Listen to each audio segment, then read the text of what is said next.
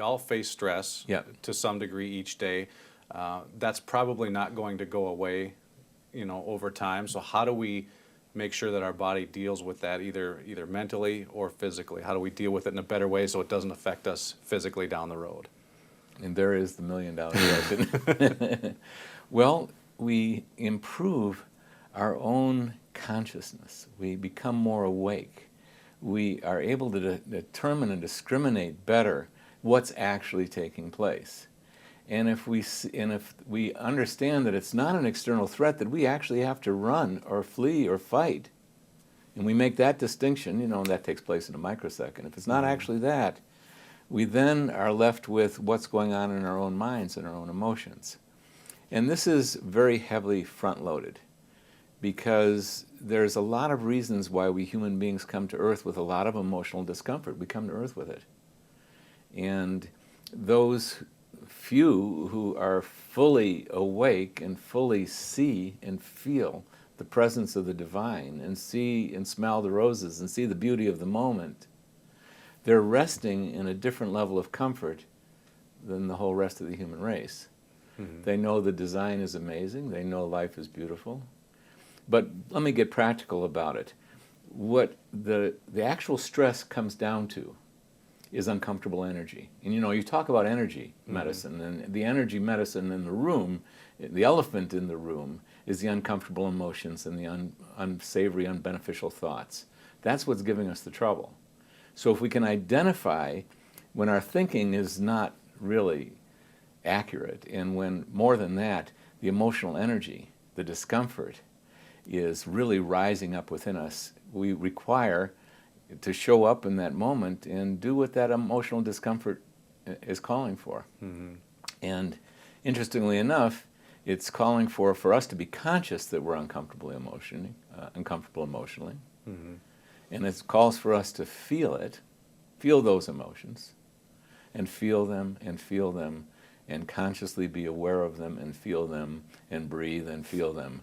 And if you follow that train of thought, what we're actually doing is acceptance. We're accepting our own self. We're accepting not only the happiness and the joy in the moment, we're accepting all of who we can be in any given moment, including any residual or triggered fear, sadness, anger, shame, guilt, emptiness, loneliness, meaninglessness, powerlessness, hopelessness, and even this incorrect perception of death energy itself. Because that's what those emotional discomforts boil down to. Those words point us in the direction of what that uncomfortable energy is. And it's huge. Those energies are huge within us. They're enough for people to seek all kinds of repression and avoidance techniques. Prescription drugs, street drugs, alcohol, food, you name it. Overwork.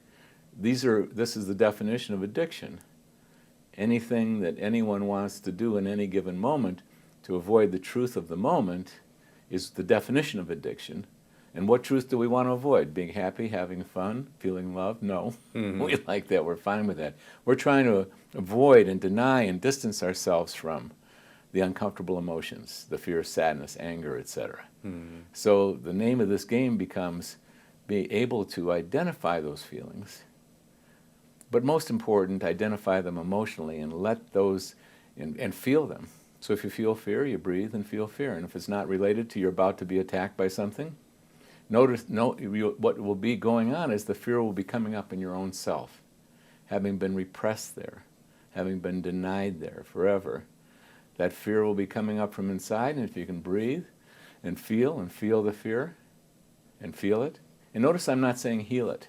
I'm not saying get rid of it. I'm not saying have positive thoughts to override it. I'm saying stand in it. Lean into it, feel it. You're the big house. We're the safe house. We're the big tent.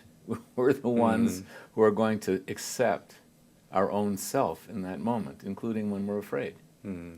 We are doing an action called unconditional love. And the facet of unconditional love that we're actually doing is called acceptance. And what acceptance boils down to in an actual action is to recognize the truth of the moment, feel it, feel it, feel it, Feel it, be conscious of it, and magic happens. It melts, and feel peace. A whole other way of looking at this is when I do this with a patient, or do it with myself, do it with a patient who's in the throes of tremendous fear, or fear of dying, or fear of of this great sadness, deep grief, and I say to them, okay, let's pause. You recognize what you feel that fear. Breathe and feel that fear. Feel it, fall into it, feel it, lean into it, as the Buddhists say. Just lean right into it. Be the safe house for it. Breathe and feel it, and then, within a couple minutes, I see the sigh of relief, and they feel peace. It's like a child, if they run into the room screaming, and they're obviously feeling a lot of fear, they don't want us to say to them, hey, listen, you go in another room and you get rid of that fear. You can't be walking on earth with that much fear. You got to go take care of yourself. Then you come out of the room when you're all done with that, and then we can talk. They don't want that. They want us to go, come here, sweetheart. Sit in my lap. I can tell you're afraid. I'm just going to hold you. I'm going to be quiet. You just feel the fear. You just breathe and feel the fear. Or if you're crying, you just feel that sadness. It's fine. We all come to earth with fear and sadness. You just do that. And I've done this literally with my granddaughters, and figuratively with hundreds and hundreds of patients. And if I've just the safe space for them, just let them be exactly who they are. No judgment, no attempt to get them to get over it. They'll just feel it, they'll cry, and in minutes, if life is basically good for them and they're good people, they're going to breathe a sigh of relief. The kids will go off and play, happy as if it never happened. And the adults will feel very grateful because they've been carrying this anxiety, this depression. It's really the story of what's inside of anxiety, what's inside of depression. Those are uncomfortable feelings being pushed down. Attempt to repress them so they won't have to be dealt with. Right inside of any anxiety is fear, sadness, anger, shame, that list I listed. And if you just let go, okay, I'm in it, I feel it. And you just breathe and feel it.